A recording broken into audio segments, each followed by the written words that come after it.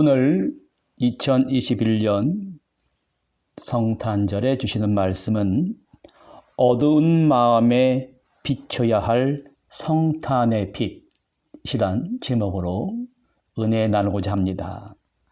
마태복음 2장과 누가복음 2장, 마태복음 1장 이 세 곳의 말씀을 통해 성탄의 메시지를 전합니다. 오늘 주신 성탄의 메시지를 통해 가장 중요한 성탄의 의미가 무엇인가요? 먼저 영원하신 하나님이신 타자께서 신적 존재, 그 하나님께서 불완전한 인격과의 만남을 보여주시는 것입니다. 높으신 하나님의 뜻을 전달하시려고 죄인인 우리의 눈높이를 맞추신 사건이에요. 정치적으로 식민지 백성인 이스라엘 백성으로 태어나시고 경제적으로도 굉장히 고난이 심했습니다. 강도들이 들끓었습니다. 사람들의 정신세계는 그야말로 황폐해지고 부패했습니다. 당시 역사의 기록을 보면 기원 전이나 기원 후 심의 권력이 상징하는 헬라 제국이나 로마 제국이 점령하는 곳에는 전염병이 창궐했습니다. 그 예가 아테네 역병과 안토니우스 역병이라는 것이 있었습니다. 이 전염병에 걸리면 치료는 엄두도 못 내고 죽어야 했습니다. 당시의 흑암의색이라는 것을 구약의 선지자 말라기가 얘기합니다. 구약의 선지자 말라기와 그리스도 탄생 사이에 400년은 앞이 보이질 않았습니다. 성전이라는 것은 정치적 목적을 위해 지은 것입니다. 그러한 캄캄한 환경 가운데 예수님께서 마구간에서 태어나십니다. 하나님께서 사람의 세계보다도 더 낮추셔서 짐승들의 세계, 그 환경 가운데 우리 사람을 만나주시는 거예요. 신학자 몰트만은 이렇게 말합니다. 성탄은 하나님의 아픔의 표현이라는 것이에요. 동시에 크리스마스의 말구유 사건은 부패해지고 황폐해진 인간의 정신세계에 나타난 새로운 인간상의 모습을 보여주시는 것이라는 것입니다.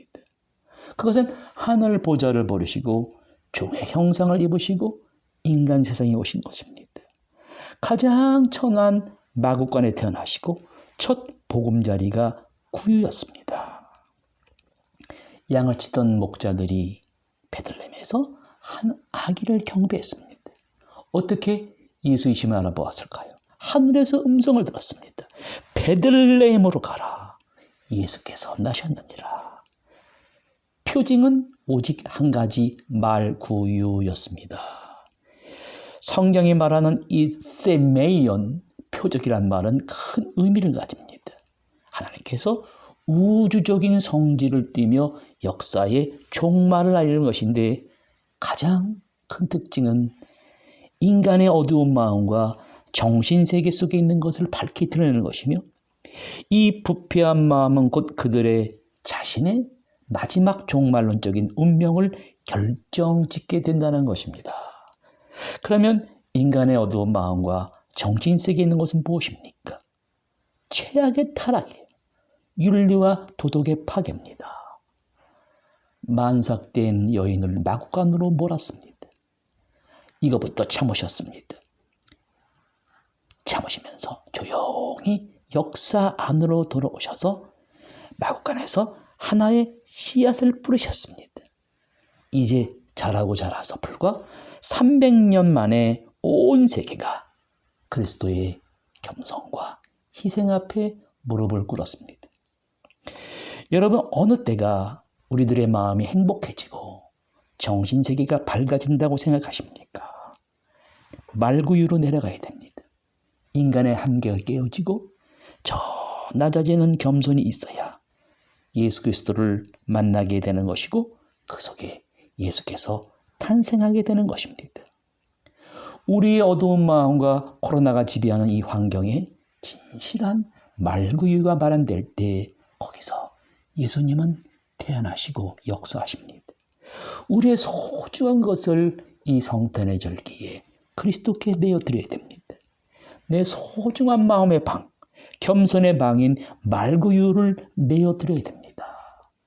말구유는 무능해서가 아니라 천해서가 아니라 하나님의 온유하심이며 그리스도의 겸손입니다. 온전한 생명이 바로 여기서부터 시작이 됩니다. 누가복음 2장 14절에 하늘에는 영광이요 땅에는 평화라는 성탄의 메시지가 있습니다. 영광이라는 것이 무엇입니까? 하나님의 편에 볼 때 영광은 고난을 당하면서도 잘 참고 인내하며 신앙으로 승리하는 그때 하나님의 칭찬이 돌아가는 거예요. 그게 영광입니다. 있는 자가 없는 자처럼 하나님께서 사람이 되시고 종이 되시고 죄인이 되사 마구간에서 태어나십니다. 창조주가 사람 대접을 받기는커녕 말구유에 누우셨습니다. 이로써 하나님께 영광이 돌아가는 거예요. 오늘 첨단의 정보기술과 과학이 지배하더라도 사람은 오늘 캄캄하고 어두운 세계를 벗어나지 못하고 살아갑니다. 왜 그렇습니까? 누구나 자기가 배운 지식이 자기를 지켜준다고 생각해요. 벌어놓은 돈이 미모가 행복을 준다는 거 생각합니다. 내가 맺어놓은 인간관계가 사람을 기쁘게 해주는 것이 생각합니다.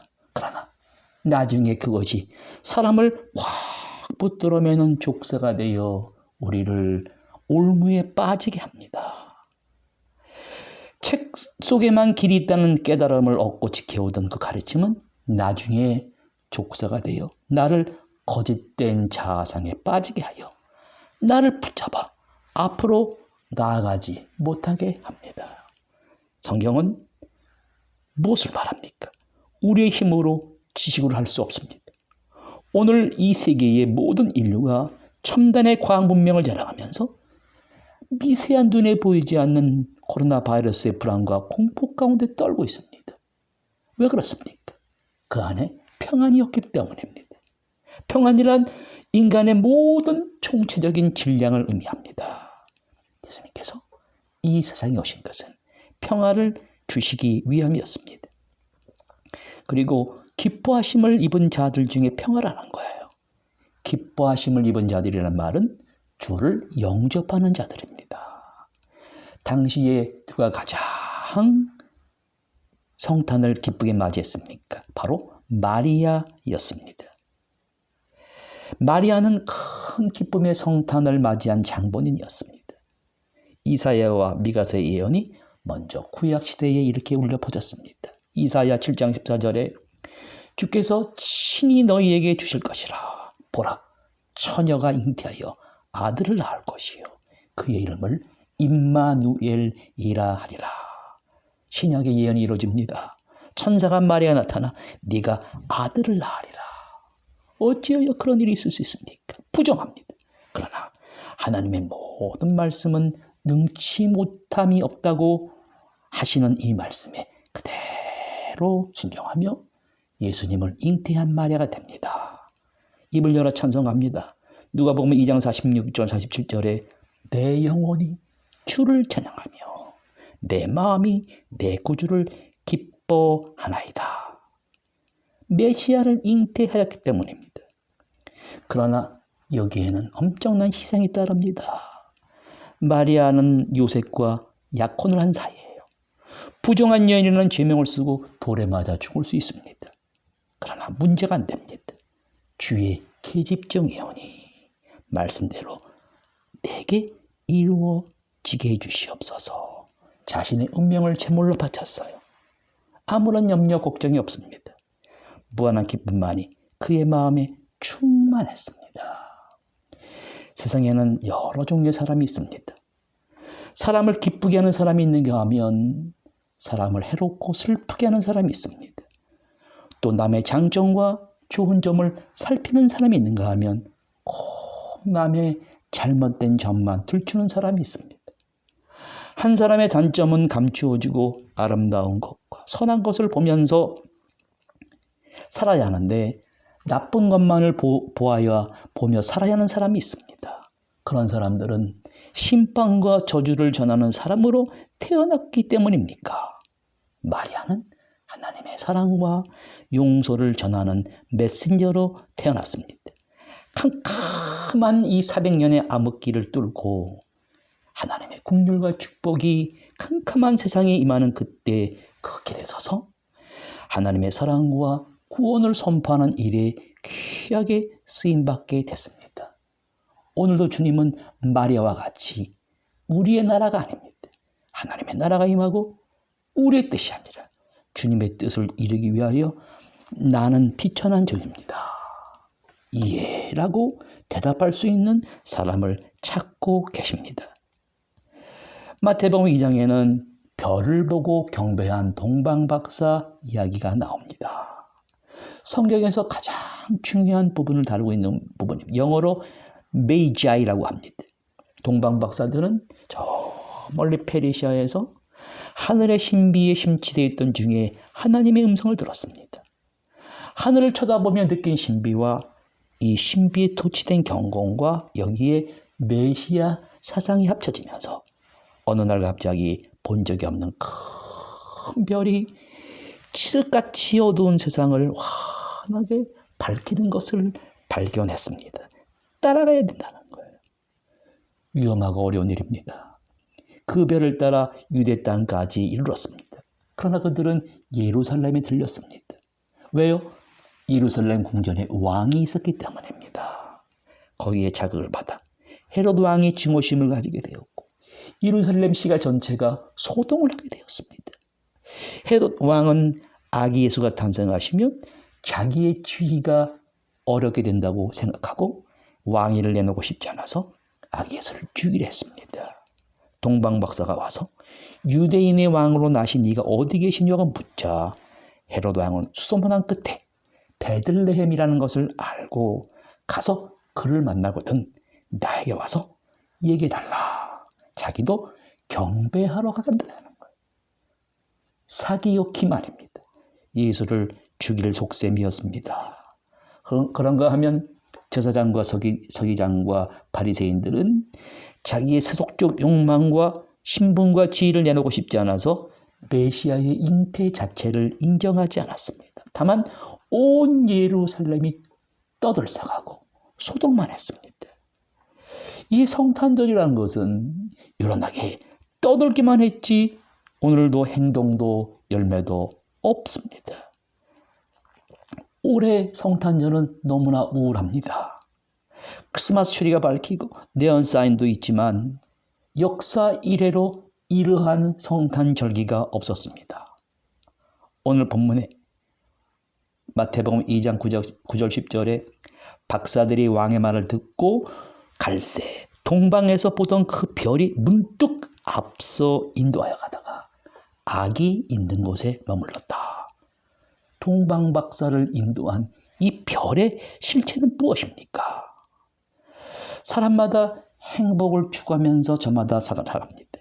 그러나 거짓으로 얻은 행복은 오래가지 못합니다. 거짓된 마음으로 얻은 힘과 권력과 돈은 다 탄로가 납니다. TV의 뉴스의 사람들이 막 자살을 소동합니다. 동방박사들에게 별이 나타났어요. 무슨 의미입니까? 거짓된 마음으로 꿈과 목적을 이루지 말고 진지한 마음과 소망을 가지고 인생의 목적을 이루라는 것입니다.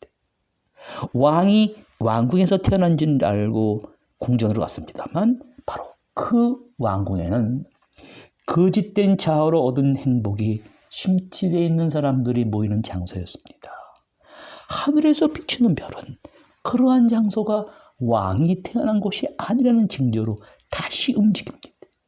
움직이다가 그 별이 한 곳에 멈추었습니다. 그것은 바로 마구간이었습니다. 그것은 바로 동물들의 마구간이었고 그곳에서 왕이 태어났다는 거예요. 무슨 의미입니까? 동방박사들은 그곳에서 왕을 경배했습니다. 더 이상 마국간 밖에 길이 없음을 보여줍니다. 힘과 권력으로 지배한 로마 제국의 이 식민지를 비추던 별이 오늘 여러분과 저를 비추고 있습니다. 그 별이 첨단의 정보와 과학 문명이 지배하지만 코로나 바이러스가 지배하는 이 캄캄한 어둠을 향해 비추고 있습니다. 탐욕과 욕심으로 얼룩진 마음에 비추고 있습니다. 이 사람들이 처음부터 그러한 사람들이 아니었어요. 그러나 자신도 모르게 무의식에서 솟아난 거짓된 자아가 만들어낸 인간상이었습니다. 그 성탄의 별빛이 오늘 현대인들의 어두운 마음에 비추고 있습니다. 그 별은 상처와 딜레마와 갈등으로 포장된 어두운 마음에 더 환하게 비추고 있습니다. 고통받는 그 무의식의 세계에 비추는 그 별빛은 사람들을 올바른 길로 인도할 수 있습니다. 그 올바른 길이란 마국간으로 가는 길이에요. 마국간은 인간이 더 이상 내려갈래야 내려갈 수 없는 아주 낮은 곳입니다. 아주 비참한 곳입니다. 바로 거기에 왕이 나셨습니다. 무슨 뜻입니까? 더 이상 교만하지 말라는 거예요. 겸손하라는 것입니다. 온갖 상처와 고통으로 얼룩진 그 마음에 이 빛이 비추어져야 됩니다. 그 별빛은 진주입니다. 그 별빛이 어둡고 캄캄한 세상을 향해 캄캄한 세상이 있게 한 근원인 바로 죄의 실체를 향해 비치고 있습니다. 그 죄는 오늘도 디테일하게 간결하게 숨어서 인간의 의식과 무의식 세계에 숨어 있다가 나타납니다. 모든 사람을 쓰러뜨립니다. 넘어뜨립니다. 인간에게 나타나는 죄는 항상 인간 마음속 깊은 곳에 숨어 있다가 인간관계를 파괴시킵니다. 가족관계를 파괴시킵니다. 바로 그러한 죄인의 어두운 마음에 성탄의 별빛이 비추어져야 합니다. 우리의 힘으로 지식을 할 수 없습니다. 바로 그곳에 소망의 빛이 비추어야 합니다. 동방박사들은 하늘의 별이 비치는 마국간에서 귀한 예물을 드리고 경배를 드렸습니다. 최고의 사랑이며 최고의 경의를 말합니다. 성도 여러분, 이 뜻깊은 성탄절에 주님께 경배를 드립시다. 온전한 예물과 경배를 드려야 됩니다. 어떻게 드립니까? 지극히 작은 자 하나에게 한 것이 곧 나에게 한 것이라는 것입니다. 오늘 우리가 첫 번째, 두 번째, 세 번째 동방박사에 이어서 네 번째 동방박사가 되어 경배와 예물을 아기 예수께 드릴 때 이 땅의 모두가 두려워하는 코로나의 위협은 사라지고 하늘의 영광과 땅의 평화가 바로 여러분 위에 임하게 될 것입니다.